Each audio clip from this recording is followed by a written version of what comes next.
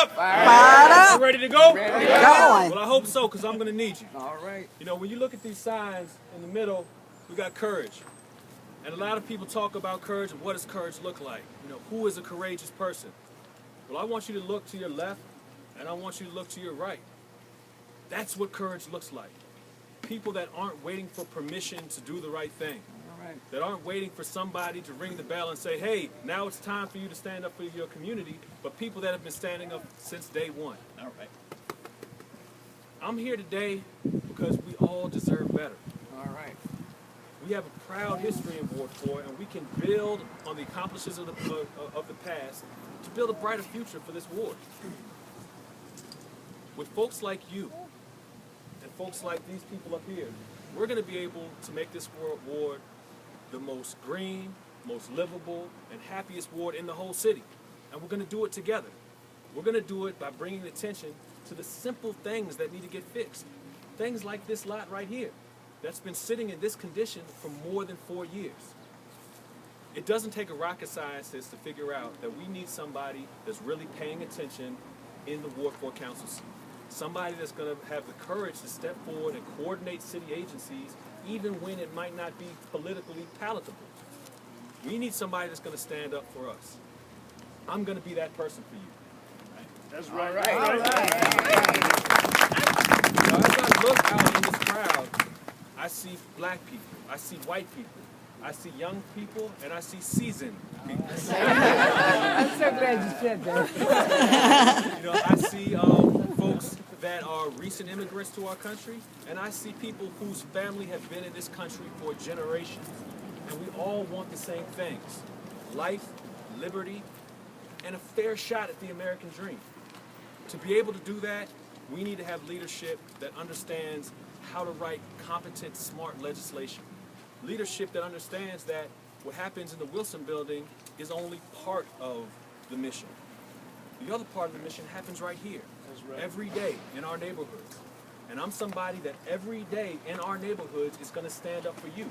And whether that's needing a stop sign or a crossing guard, or whether that's bringing 2 new middle schools to our ward so that we can have a pipeline to progress and not a pipeline to prison. All right.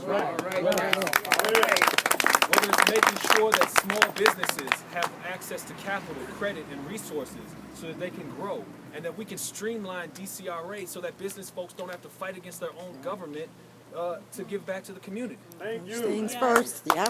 Absolutely. We're also going to empower our ANC commissioners so that they can help me craft legislation that is guided by the people that live in the community, not by out-of-state corporations. All right. All right.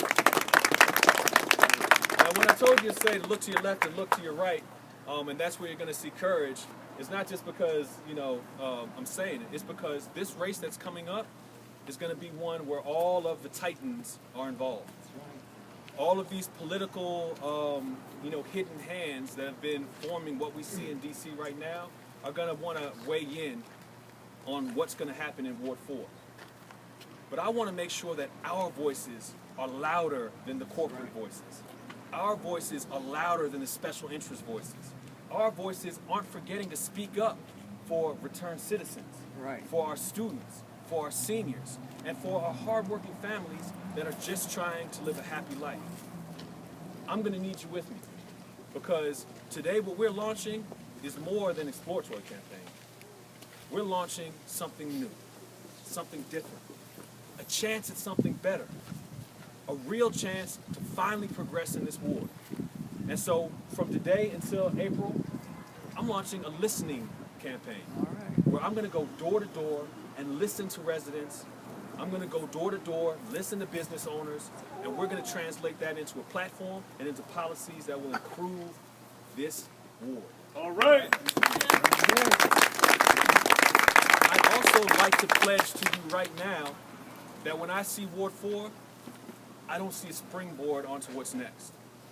I don't want to be mayor in 4 years. I don't want to be mayor in 8 years. I don't want to be mayor in 12 years. I want to make sure that Ward 4 residents live happy and healthy lives. I want to make sure that parents know that their children have the best quality schools in the country. I'm not just here for a minute. I was born in Ward 4 34 years ago in the same house I live in. I'm not going anywhere. That's right. It's time for us to come together and demand that in this Ward 4 race, our voices are the ones that matter.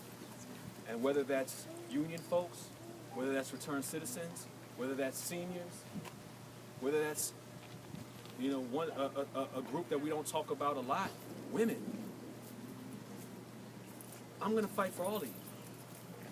I've got the experience, the intelligence, and the competence to do it. But more importantly than all of that, I have the heart to stand up for you when nobody else is looking.